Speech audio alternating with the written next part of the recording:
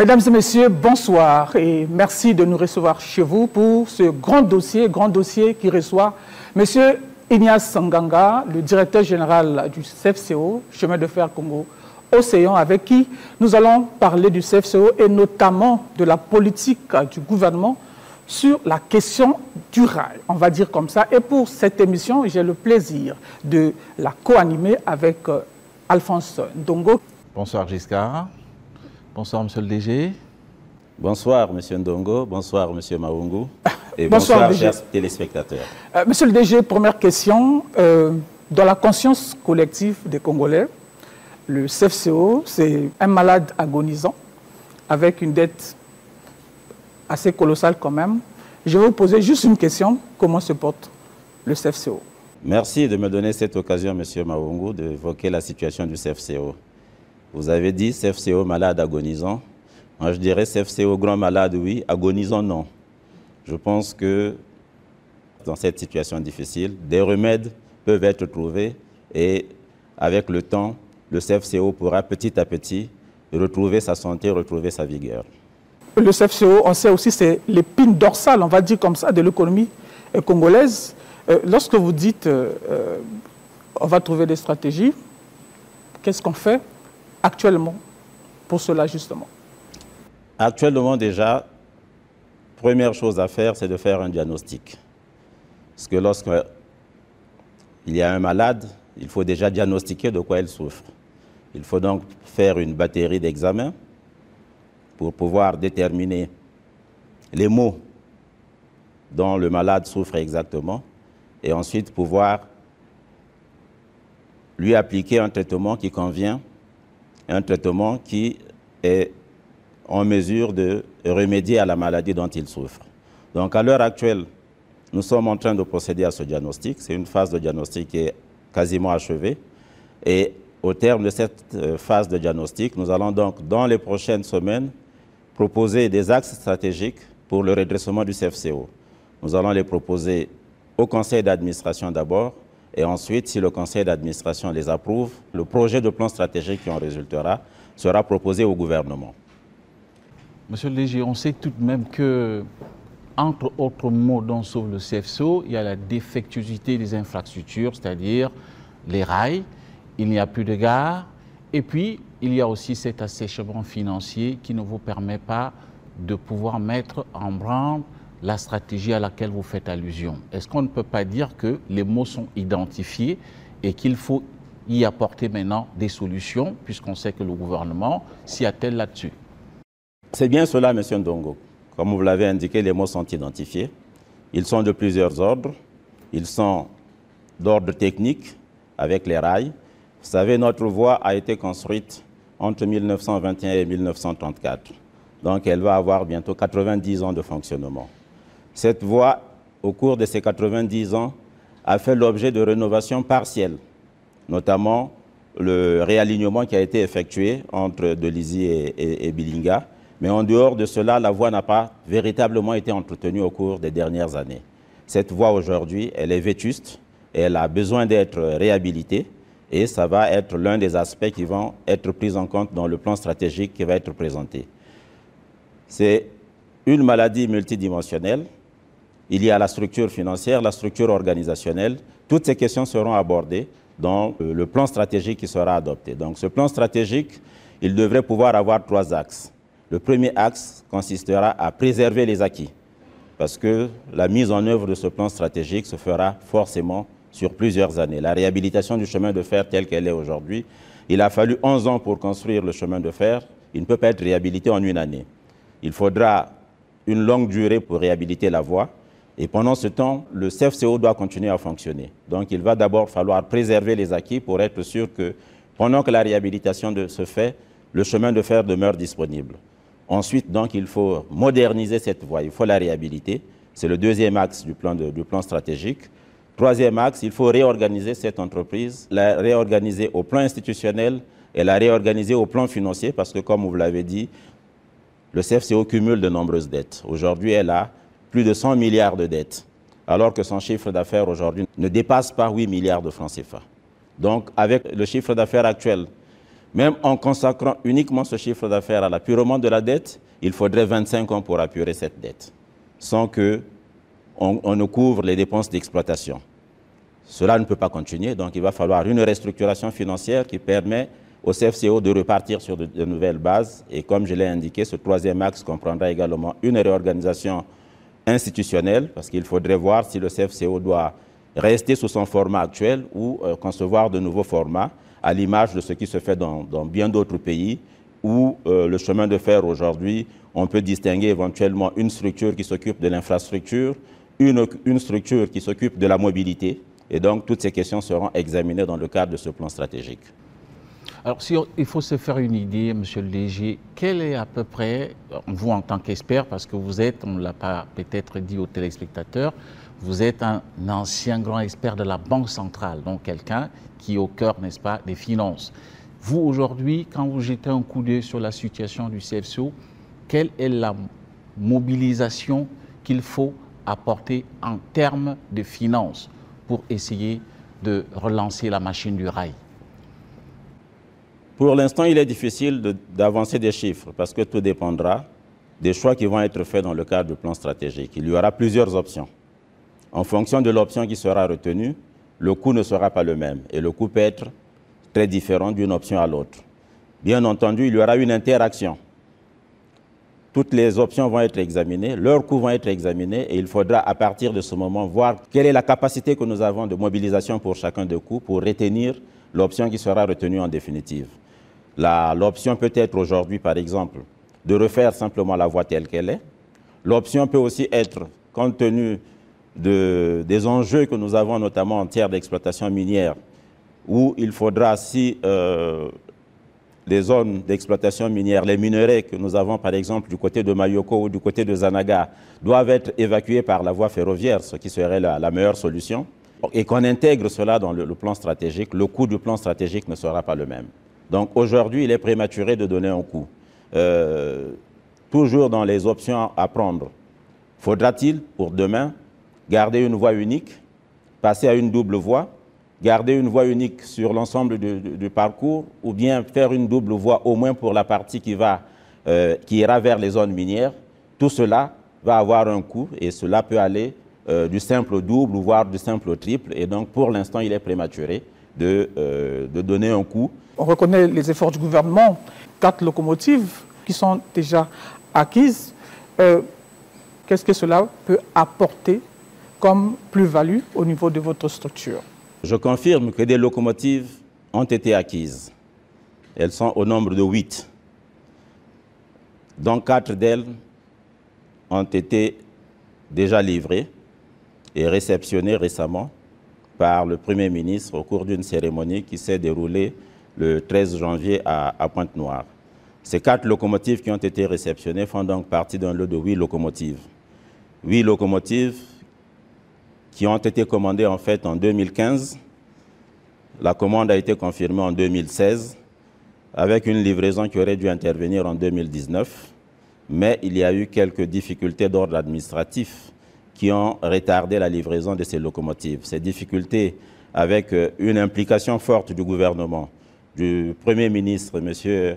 Anatole Koliné-Makosso, du ministre des Transports actuel et de ceux qui l'ont précédé, ces contraintes d'ordre administratif ont pu être levées, ce qui a permis déjà la livraison des 4 premières locomotives et nous attendons d'ici quelques semaines la livraison du second lot de locomotives. Qu'est-ce que cela va changer? Cela va permettre de faciliter un peu l'exploitation du CFCO et de réduire les contraintes techniques auxquelles nous sommes confrontés à l'heure actuelle. Ces locomotives, à l'origine, elles étaient destinées à servir de locomotives de manœuvre. Je voudrais expliquer que dans un chemin de fer, il y a 2 types de locomotives. Il y a ce qu'on appelle les locomotives de ligne et les locomotives de manœuvre, chacun avec une fonction précise. Les locomotives de ligne, ce sont celles qui permettent de transporter les rames d'un point A à un point B, d'une gare à une autre. Par exemple, lorsque les rames partent de Pointe-Noire pour Brazzaville ou vice-versa, elles sont tractées par des locomotives de ligne. Les locomotives de manœuvre, leur fonction, c'est essentiellement de travailler dans les gares d'origine ou dans les gares terminales. Leur objet, c'est de former les trains. Parce que les wagons qui doivent partir, souvent ils sont à des endroits différents. Il faut aller les chercher, il faut les regrouper pour pouvoir former la rame. Ou alors, lorsque une rame arrive, elle peut avoir des wagons qui doivent être déchargés à des endroits différents. Il faut donc éclater cette rame. Et c'est l'objet des locomotives de manœuvre, de faciliter donc ce travail de constitution des rames et d'éclatement des rames. Pourquoi faut-il deux types de locomotives? Eh bien, parce que les locomotives de ligne, souvent, ce sont des locomotives très puissantes qui sont calibrées pour transporter un tonnage important, alors que lorsque ce travail de constitution des rames ou d'éclatement des rames doit être fait, c'est souvent, ça peut porter sur un ou deux wagons à déplacer. Utiliser une locomotive de ligne qui est très puissante, dont la vocation est donc de transporter un tonnage important, ce n'est pas très optimal parce qu'on va consommer du carburant au-delà de ce qu'il faudrait si on utilisait une locomotive de manœuvre. On va également au niveau des voies, des gares. Ces voies sont calibrées pour recevoir des locomotives, pour travailler avec des locomotives de manœuvre. Lorsqu'on utilise des locomotives de ligne sur ces voies, le risque de déraillement, même en pleine gare, est très fréquent. D'où la nécessité d'avoir ces deux types de locomotives pour lesquels il y a une très forte complémentarité. Lorsqu'on n'a pas de locomotive de manœuvre et qu'on travaille qu'avec des locomotives de ligne, nous connaissons parfois cette situation, cela peut retarder de plusieurs heures quelquefois la constitution des rames et donc le départ des trains. Nous le voyons par exemple au niveau de Pointe-Noire, lorsque pour une raison quelconque, nous n'avons pas de locomotive de manœuvre, eh bien nous ne pouvons pas soit positionner les wagons-citernes auprès de la SC-Log pour que ces wagons-citernes puissent être chargés, soit simplement aller retirer des wagons-citernes déjà chargés pour les ramener à la gare pour que la locomotive de ligne puisse les prendre et les acheminer sur Brazzaville. Et si cela arrive dans des périodes où il y a un stock réduit de carburant à Brazzaville, cela peut occasionner parfois des pénuries dans Brazzaville, alors que si nous disposions de ces locomotives de manœuvre, cette question ne se serait pas posée. Donc, ce que cela va changer avec les nouvelles locomotives, eh bien, nous aurons des locomotives de manœuvre qui nous permettront de pouvoir effectuer ces opérations de constitution de rames, d'éclatement de rames avec beaucoup plus de facilité. Mais ces locomotives ont aussi la caractéristique d'être suffisamment puissantes pour avoir une activité mixte. Elles peuvent nous servir à la fois comme locomotives de manœuvre et comme locomotives de ligne. Donc, bien qu'elles étaient prévues initialement pour servir de locomotives de manœuvre, dans la configuration où nous nous trouvons actuellement, où nous avons besoin également d'accroître notre capacité en matière de locomotives de ligne, nous en ferons donc un usage mixte. Elles serviront à la fois de locomotives de manœuvre, là où nous en avons besoin. Quand nous en aurons 8, nous n'avons pas besoin d'affecter toutes les 8 locomotives à la manœuvre. Nous pourrons affecter la moitié de ces locomotives à la manœuvre et utiliser l'autre moitié pour faire le travail de traction en ligne. Et donc, cela va nous permettre d'être un peu plus optimal. On sent donc un effort qui est fait par les autorités pour relancer le rail. Le gouvernement parle d'une mobilisation de 21 milliards de francs CFA auprès de la Banque de développement des États d'Afrique centrale, auquel il va falloir adjoindre une partie des 77 milliards de francs CFA réservés à la résilience, notamment dans le sous-secteur transport.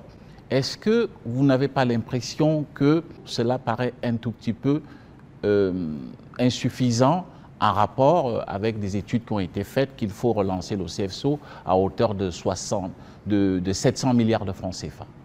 En ce qui concerne les capacités actuellement envisagées ou les capacités déjà mises en œuvre, oui, elles sont insuffisantes. Elles sont insuffisantes, mais tout à l'heure, je vous ai indiqué que dans le plan stratégique que nous avons à élaborer, il y a plusieurs axes et que le premier axe que nous avons, c'est préserver les acquis. Donc, il y a des urgences. Si nous attendons que toutes les ressources nécessaires pour la reconstitution, pour la réhabilitation du chemin de fer soient disponibles, à ce moment-là, il y a un risque. Pour éviter qu'il rentre dans le coma, il y a quelques travaux urgents à faire. Et les 21 milliards que vous citez, ou même les 77 milliards que vous citez, rentrent dans le cadre de cette phase de préservation des acquis. Cet argent, il va notamment servir, si le processus aboutit et que ces fonds sont rendus disponibles, cet apport va notamment servir à réhabiliter d'urgence le tunnel lent. Vous savez que le tunnel lent, il a été construit au moment du réalignement. Donc, il est rentré en service autour de 1985. Il a bientôt 40 ans. Il a besoin d'être réhabilité. Certains des ouvrages qui ont été construits au moment de ce réalignement avaient une durée de vie prévisionnelle d'une vingtaine ou d'une trentaine d'années. Donc, cette période est aujourd'hui écoulée. Et ces ouvrages doivent être rénovés d'urgence. D'où la nécessité de disposer des fonds nécessaires pour procéder à ces travaux d'urgence. La réhabilitation, la modernisation coûtera beaucoup plus cher. Je vous ai indiqué tout à l'heure, ça sera en centaines de milliards, voire en milliers de milliards. Je peux vous donner quelques exemples. La CETRAG, donc le chemin de fer transgabonais, qui lui a été construit il y a une quarantaine d'années. Lui, il vient de faire l'objet d'un programme de remise à niveau.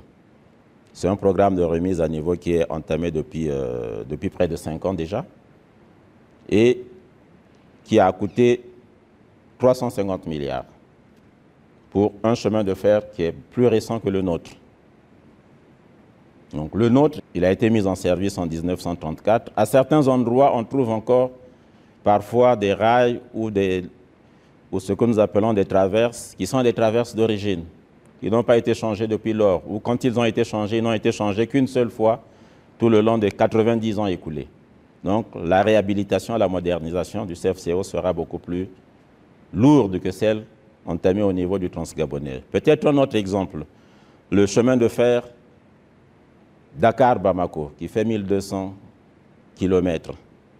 Il est en ce moment en réhabilitation et le coût prévisionnel de cette réhabilitation, c'est 1600 milliards.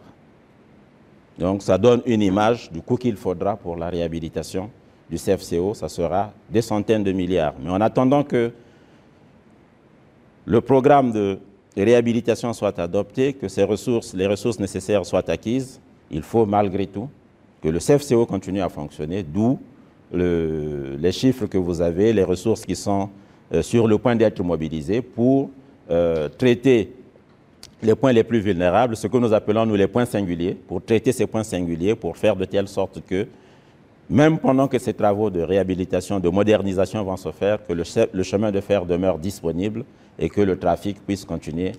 Et s'il y avait des priorités au niveau du CFCO, ça sera quoi? Aujourd'hui, l'une des priorités, c'est la réhabilitation du tunnel lent. Le tunnel lent doit être réhabilité. C'est une priorité. Il y a certains points singuliers que nous avons pour lesquels, lorsque le train arrive à certains points, il doit ralentir parce que nous savons que ce sont des points de vulnérabilité.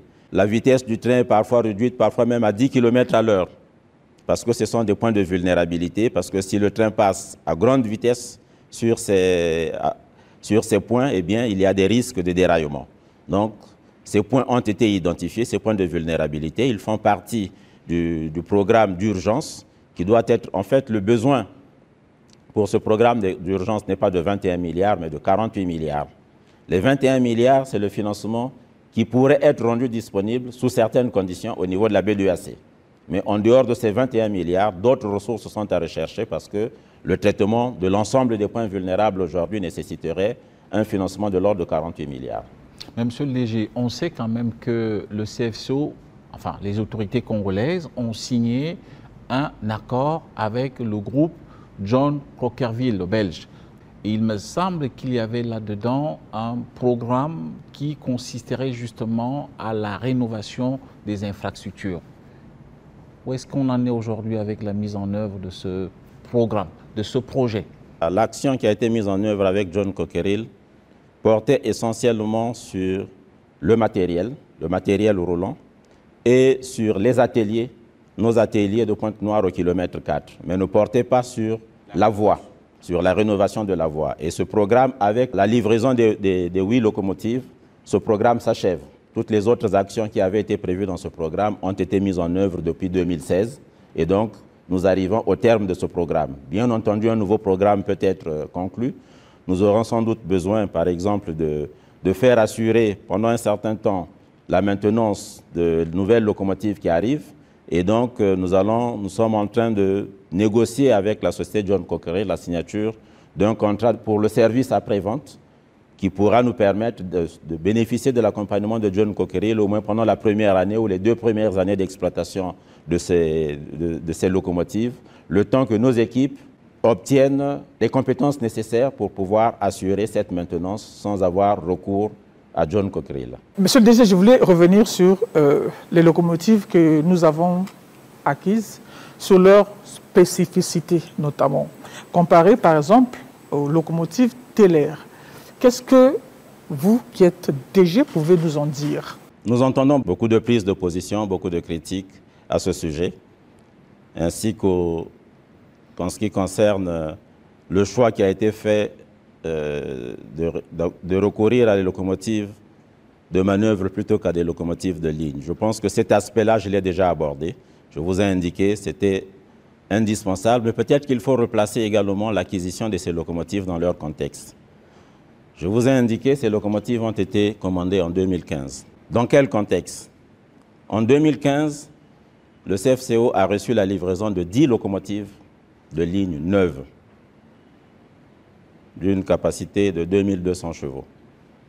Et donc, à l'époque, l'équipe du CFCO et le gouvernement estimaient que, comme j'ai indiqué, la nécessaire complémentarité entre locomotives de ligne et locomotives de manœuvre, qu'il fallait, en plus de ces locomotives de ligne, acquérir des locomotives de manœuvre, d'où la commande qui a été passée, qui a été initiée en 2015, confirmée en 2016. Donc, la commande de ces locomotives que nous recevons aujourd'hui s'inscrit dans un contexte bien précis. Il s'agissait d'acquérir des locomotives de manœuvre. Fort heureusement, les locomotives que nous recevons ont la possibilité d'être utilisées aussi bien comme locomotives de ligne que comme locomotives de manœuvre, ce qui va nous permettre de les utiliser également comme locomotives de ligne. Donc, en se replaçant dans le contexte, le choix qui a été fait initialement, c'est des locomotives de manœuvre à acquérir. Les locomotives de manœuvre, ça ne peut pas être des locomotives de type TER. Et même si on avait voulu à l'époque acquérir des locomotives de ligne, on n'aurait sans doute pas acquis des locomotives de type TER. Parce que le TER, c'est quoi? Puisque souvent, lorsqu'on compare ces locomotives, on fait référence notamment à la voie qui a été inaugurée récemment au Sénégal, à Dakar, où une ligne TER a été mise en place. TER, c'est train express régional. Le TER qui a été mis en place à Dakar, il couvre un réseau de 36 km. 36 km entre Dakar et le nouvel aéroport. Et ce train est exploité par une société qui s'appelle la Société d'exploitation du train express régional, qui existe à côté de la Société nationale de chemin de fer du Sénégal.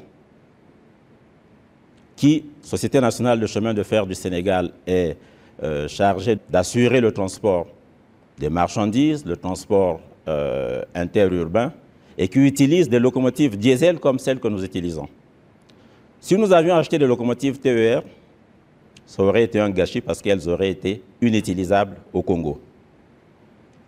Le tronçon de 36 km qui a été construit pour que le TER puisse circuler dessus, c'est un tronçon électrique. Aujourd'hui, est-ce que nous avons des voies ici au Congo susceptibles d'utiliser cette énergie électrique? Non. Devrait-on installer de telles voies? Vous savez combien le TER a coûté? Le TER de Dakar a coûté 780 milliards. Pour les 36 km, 780 milliards. Donc, si nous devons électrifier toute la ligne que nous avons, ce n'est pas 780 milliards que ça nous coûtera. Donc, le TER, il est à vocation de décongestionner la ville de Dakar. C'est comme dans certains pays où nous avons des métros, où nous avons des trains express régionaux également. Donc, en France, vous avez le réseau express régional, le RER. Le TER rentre dans cette catégorie. Il est destiné avant tout à décongestionner des grandes agglomérations. Pour que le TER puisse être vraiment utile, rentable, il faut qu'il y ait déjà une grande agglomération et sa construction va servir à décongestionner. Aujourd'hui, bien que cela ne soit pas tout à fait dans le rôle du CFCO, parce que c'est plutôt les autorités municipales qui doivent voir comment décongestionner la circulation de la ville et s'il y a besoin de mettre en place un réseau du type TER. Mais pour ma part, je pense, vu la densité en matière de population de la ville de Brazzaville, faire un tel investissement serait prématuré. Dans l'avenir, peut-être qu'il sera nécessaire. Mais aujourd'hui, aller consacrer 780 milliards pour construire un chemin de fer qui ira par exemple de Ngangalingolo à Kintele, est-ce que c'est vraiment la priorité pour le gouvernement et pour les populations? Est-ce que nous n'avons pas d'autres priorités telles que l'éducation, la santé, construire des universités plutôt que construire cette voie alors que nous ne sommes pas aussi congestionnés que l'était peut-être Dakar au moment où le choix de construire cette ligne TER à Dakar a été effectué? Monsieur le DG, maintenant qu'il y a des locomotives, comme vous l'avez dit, qui peuvent faire un travail mixte, alors est-ce qu'on peut se faire une idée exacte quand est-ce que le train voyageur va à nouveau siffler sur le tronçon du CFCO Brazzaville-Pointe-Noire? Peut-être qu'avant de répondre à la question, il faudrait d'abord s'interroger pourquoi le train voyageur ne circule plus entre Brazzaville et Pointe-Noire ou entre Pointe-Noire et Mbinda. Plusieurs raisons à cela. Des raisons d'ordre technique, parce que le nombre de locomotives disponibles ne nous permettait pas d'affecter des locomotives à cette activité. Des raisons d'ordre technique toujours, parce que la vétusté de la voie pose quelques problèmes, notamment pour la ligne Pointe-Noire-Mbinda. La dernière fois qu'un train voyageur a été à Mbinda, il a mis presque 3 semaines pour faire l'aller-retour entre Pointe-Noire et Mbinda, parce qu'il y a eu plusieurs incidents, plusieurs déraillements. Et lorsque vous avez un déraillement en rase campagne avec des voyageurs qui ont prévu d'arriver à destination dans les 2 jours maximum et qui se retrouvent pendant 10 jours en train d'attendre que le train puisse partir alors qu'aucune disposition n'a été prise. Et cela peut intervenir en rase campagne. Quand cela intervient sur la ligne principale Brazzaville-Pointe-Noire, nous avons toujours d'un côté ou de l'autre une locomotive qui peut aller au secours de la rame qui est en détresse. Quand cela arrive sur la ligne Pointe-Noire-Mbinda et dans le sens retour, nous n'avons pas forcément du côté de Mbinda une locomotive qui peut aller. Si le déraillement touche par exemple la locomotive, eh bien les passagers qui sont dans le train vont devoir attendre que la locomotive soit dépannée. Et si on est en rase campagne, cela va poser de sérieux problèmes de prise en charge de ces passagers. C'est ce qui nous a amené à arrêter au départ la circulation de trains voyageurs entre Pointe-Noire et Mbinda. Nous l'avions maintenu entre Pointe-Noire et Brazzaville, mais même lorsque cette circulation du train se faisait, elle se faisait à minima. À minima, pourquoi? Parce que les voitures voyageurs, donc là j'aborde l'autre aspect qui justifie pourquoi ce train ne circule plus. Les voitures voyageurs ont été victimes de l'incivisme croissant que nous connaissons malheureusement, parce que ces véhicules ont été vandalisés. Le train Gazelle qui circulait jusqu'au moment où il y a eu l'arrêt de la circulation à la suite de la destruction de certains ponts, ces voitures ont été garées et pendant qu'elles ont été garées, eh bien, elles ont été vandalisées. Ce qui fait qu'aujourd'hui, ces voitures ne sont plus aptes à la circulation. Donc il y a cet incivisme qui concerne ces véhicules, mais qui concerne beaucoup d'autres aspects également du CFCO. Nous sommes victimes d'actes assez récurrents de vandalisme. Les observations faites par le chef de l'État dans l'un de ses récents discours, où il déplorait le cycle construction, destruction et reconstruction. Eh bien, au CFCO, on est confronté à ce cycle. L'incivisme fait que les véhicules, les voitures voyageurs sont vandalisées, la voie est vandalisée, des gens viennent couper les rails pour aller les revendre auprès des fonderies et le carburant dans nos sites de stockage de carburant est volé, quelquefois même avec la complicité des agents du CFCO. Ces actes de vandalisme ont rendu aujourd'hui indisponible la quasi-totalité des voitures voyageurs. Donc, pour pouvoir reprendre la circulation des trains voyageurs, il va d'abord falloir réhabiliter ces voitures. Fort heureusement, le gouvernement est soucieux de cet état de fait et il me semble que dans le budget 2023 qui vient d'être adopté, une ligne a été prévue pour la réhabilitation des voitures voyageurs du CFCO. Donc il nous faudra disposer des fonds qui ont été prévus pour cela, réhabiliter ces voitures. Une fois ces voitures réhabilitées, nous pourrons utiliser au moins une partie des nouvelles locomotives qui ont été acquises pour pouvoir effectivement les affecter au train voyageur et pouvoir remettre le train voyageur en circulation. Mais cela ne se fera pas immédiatement, parce que je rappelle une fois de plus que lorsque ces locomotives ont été commandées, c'était pour servir de locomotives de manœuvre. Pour qu'elles puissent servir de locomotives de ligne en tractant les voitures voyageurs, quelques adaptations sont nécessaires. Parce que ces voitures voyageurs, il faudra par exemple qu'elles soient alimentées en électricité. Aujourd'hui, le module nécessaire n'est pas présent sur ces locomotives, mais il a déjà été commandé. Donc dès que l'ensemble des locomotives sera arrivé, avec les techniciens du fournisseur, nous allons installer ces modules complémentaires qui nous permettront à ce moment-là de pouvoir les utiliser également pour l'attraction des voitures voyageurs. Donc lorsque toutes ces conditions seront réunies, réhabilitation des voitures grâce aux fonds qui sont déjà inscrits au budget, adaptation de nouvelles locomotives, à partir de ce moment, la circulation des trains voyageurs pourra répondre. Tout de même, Monsieur le DG, on peut donc se dire que sur la base de ces locomotives, on peut tout de même quand même avoir maintenant plus de transport du fret, notamment entre les deux principales villes congolaises, Brazzaville et Pointe-Noire. Tout à fait, M. Ndongo. Nous pourrons avoir plus de transport de fret et nous pourrons optimiser ce transport de fret. Nous pourrons avoir plus de transport de fret parce que, au niveau de la préparation des rames, nous disposerons de ces locomotives qui auront pu préparer les rames de telle sorte que lorsque la locomotive de ligne arrive, eh bien, elle n'a pas à attendre qu'une nouvelle rame soit formée ou qu'elle n'a pas à être utilisée pour la formation des rames avant de repartir. Si entre-temps, la locomotive de manœuvre est disponible, elle aura déjà formé la rame. Dès que la locomotive de ligne arrive, nous faisons les petites vérifications d'usage pour nous assurer qu'elle va pouvoir faire le trajet sans difficulté. Elle peut repartir immédiatement avec la rame qui a été apprêtée. Donc, cela va accroître notre rotation des locomotives de ligne traditionnelle. Un autre profit que nous pourrons tirer de ces nouvelles locomotives. Aujourd'hui, si nous prenons l'exemple du transport du carburant, lorsque nous prenons les citernes au départ de Pointe-Noire, c'est des citernes chargées, qui sont lourdes. Nous avons des convois de plus de 1000 tonnes. Et nous avons donc besoin de locomotives de grande capacité pour transporter ces citernes jusqu'à Brazzaville. Ces citernes arrivent à Brazzaville, elles sont déchargées. Il faut les ramener à Pointe-Noire pour de nouveaux chargements. Ils vont repartir à Pointe-Noire vides. Nous n'avons pas besoin d'utiliser les locomotives de grande capacité pour pouvoir faire ce transport. Ces locomotives pourraient être utilisées pour d'autres transports de grande capacité.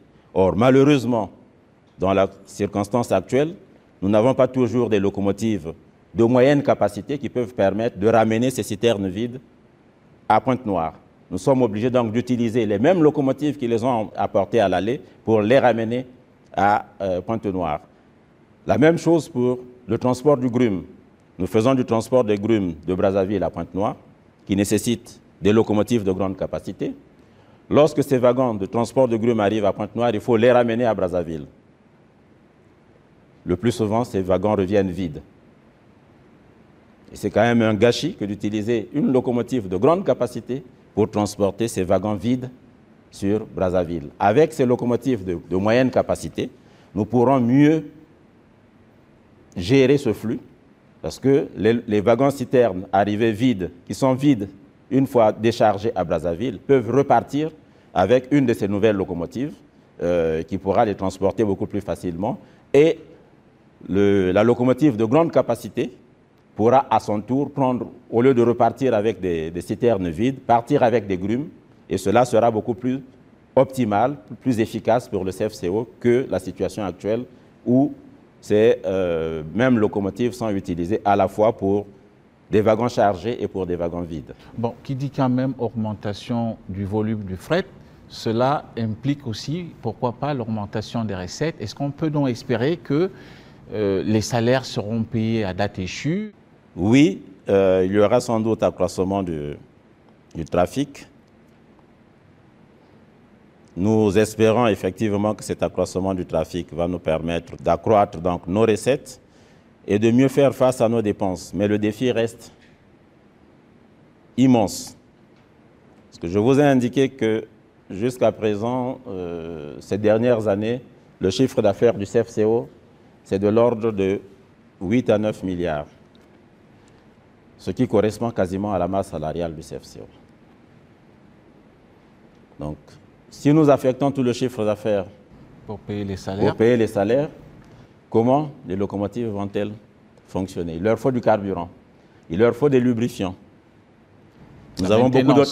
La maintenance, et nous avons beaucoup d'autres charges.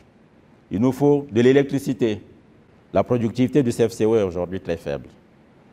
Lorsque nous comparons à d'autres chemins de fer de la sous-région, vous prenez par exemple au Cameroun, où nous avons Camrail.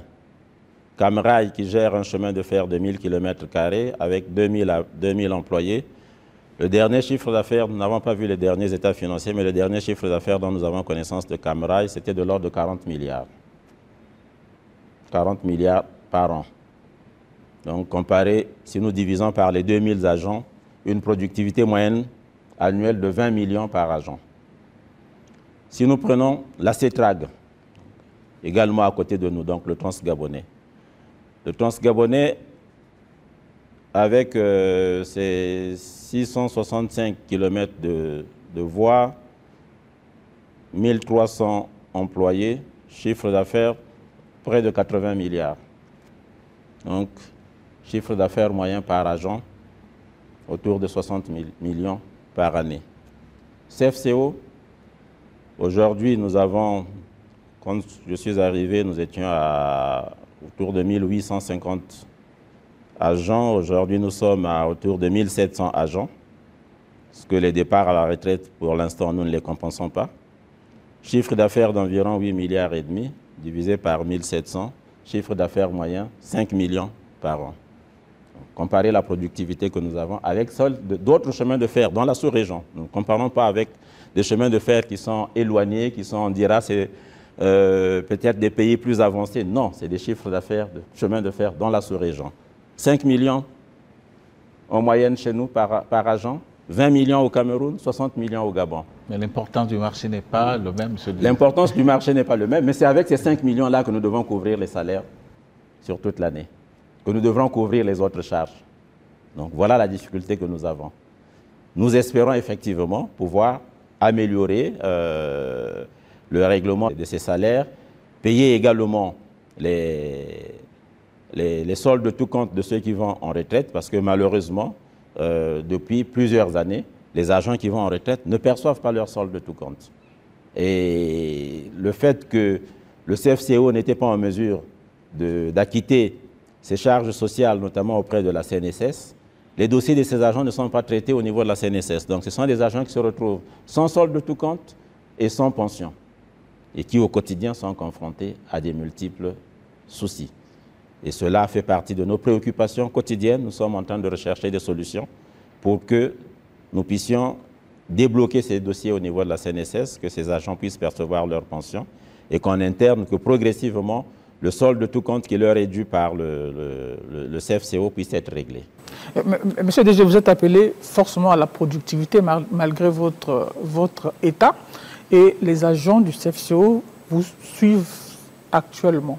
Quel est le message que vous pouvez leur adresser maintenant pour les rassurer?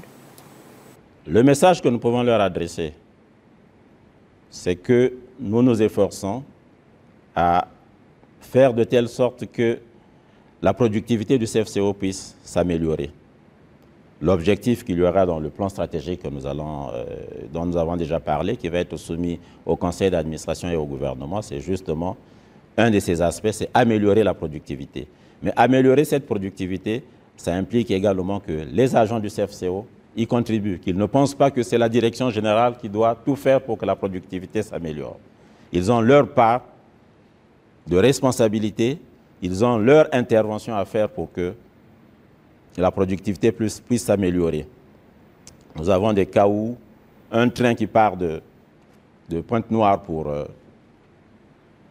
Brazzaville, nous pensons qu'un train devrait pouvoir, lorsqu'il n'a pas rencontré d'incident, devrait pouvoir faire le trajet en 18 heures. Il arrive quelquefois qu'il fasse ce trajet en plus de 24 heures, parce que le train s'arrête en chemin, parfois pour des motifs non justifiés, ou simplement parfois pour charger des passagers clandestins. Et tout ceci a un impact sur la rentabilité, parce que la rotation des locomotives qui devrait permettre d'accroître cette productivité est ralentie. Un train arrive dans une gare, une fois que toutes les diligences, déjà les diligences à faire, si le train, par exemple, lorsqu'il arrive en gare de Dolisie, généralement, il y a des vérifications à faire. Ces vérifications doivent être faites dans les plus brefs délais pour que le train puisse repartir. Là où la vérification pouvait se faire en 2 heures, parfois ça prend 4 heures, 6 heures. Le train est à l'arrêt pendant 6 heures à Dolisie avant de repartir. Parce que toutes les diligences qui devaient être faites ne sont pas faites en temps et en heure. Et tout cela empiète sur la productivité. Donc les agents du CFCO ont aussi leur contribution à apporter pour que cette productivité s'accroisse et pour que les salaires puissent être payés régulièrement. Est-ce qu'avec les moyens du numérique, vous ne pensez pas aujourd'hui à sécuriser non seulement les installations, mais aussi, parce que vous avez fait part des installations qui sont tout le temps sabotées par les agents, et vous venez de faire cas du retard que prennent vos travailleurs sur le chemin de fer. Est-ce que vous ne pensez pas à des solutions numériques aujourd'hui, de telle sorte qu'à partir d'un poste de Pointe-Noire, on suive évidemment comment le tracking du train? Tout cela devrait pouvoir être pris en compte dans le cadre de plans stratégiques, parce que l'une des difficultés au niveau du CFCO, je dis pour ma part, que je dis souvent à mes collaborateurs que le CFCO, d'une certaine manière, a refusé de rentrer dans le 21e siècle. Parce que beaucoup d'activités au CFCO demeurent aujourd'hui manuelles, alors qu'elles auraient pu être automatisées. Et donc, ramener le CFCO dans le 21e siècle, ça sera un des défis du plan stratégique à mettre en œuvre. Donc, par justement le recours à la numérisation, le recours à la géolocalisation des trains, donc le recours aux technologies modernes pour pouvoir accroître également la productivité. Est-ce que parmi les difficultés du CFCO, ce n'est pas avoir pensé, anticipé sur le trafic Pointe-Noire-Brazzaville sur la route nationale? La concurrence entre le chemin de fer et la route. Pour notre part, nous pensons qu'aujourd'hui, l'existence de la route n'handicape pas tant que cela le CFCO. Les deux axes devraient être complémentaires, parce qu'il y a certains transports qui peuvent être faits beaucoup plus facilement par la route, mais à d'autres, les transports très lourds, ils ont vocation à être faits par le chemin de fer. Et les deux peuvent coexister. D'ailleurs, aujourd'hui, nous avons une demande à laquelle nous ne sommes pas en mesure de répondre, par manque de wagons, parce que notre stock de wagons a très fortement faibli. Nous aurions pu, dans le laps de temps que nous avons, nous n'avons pas pu faire le tour complet, mais on aurait pu aussi parler des difficultés que nous avons en termes de wagons. Quand je regarde les chiffres, il y a une 50aine d'années, le chemin de fer avait à sa disposition plus de 1000 wagons qu'il exploitait. Aujourd'hui, nous avons moins de 1000 wagons disponibles. Dans ce stock de 1000 wagons, quasiment la moitié de ce stock de wagons est arrêté. Nous exploitons moins de 400 wagons. Donc, les utilisateurs, les usagers qui veulent utiliser le chemin de fer n'arrivent pas à le faire parce que nous n'avons pas de wagons à mettre à leur disposition. Nous n'avons pas suffisamment de locomotives pour assurer une rotation suffisante. Donc nous pensons aujourd'hui que si les conditions étaient réunies, le CFCO peut très bien accroître son trafic, accroître le volume de son activité, sans pour autant que l'existence de la route puisse être un obstacle à cela.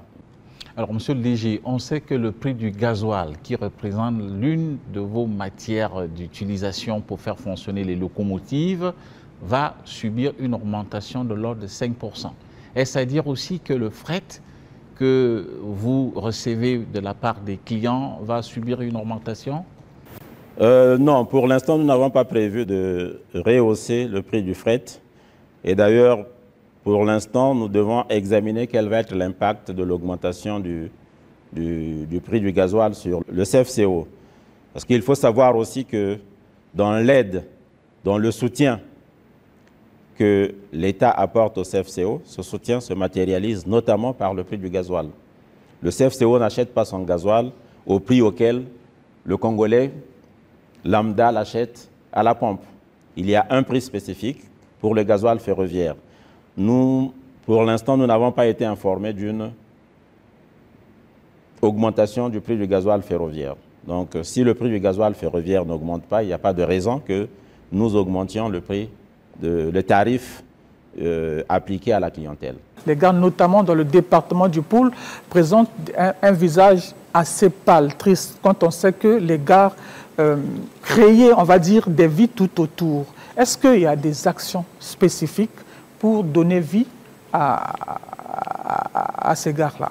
C'est un aspect qui doit être abordé dans le cadre du plan stratégique. La rénovation de ces gares, c'est un impératif.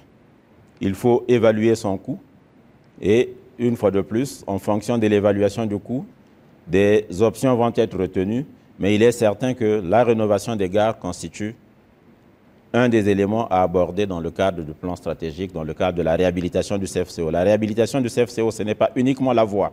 Il y a plusieurs aspects. Il y a la voie, il y a les gares, il y a les systèmes de télécommunication, il y a le système de signalisation.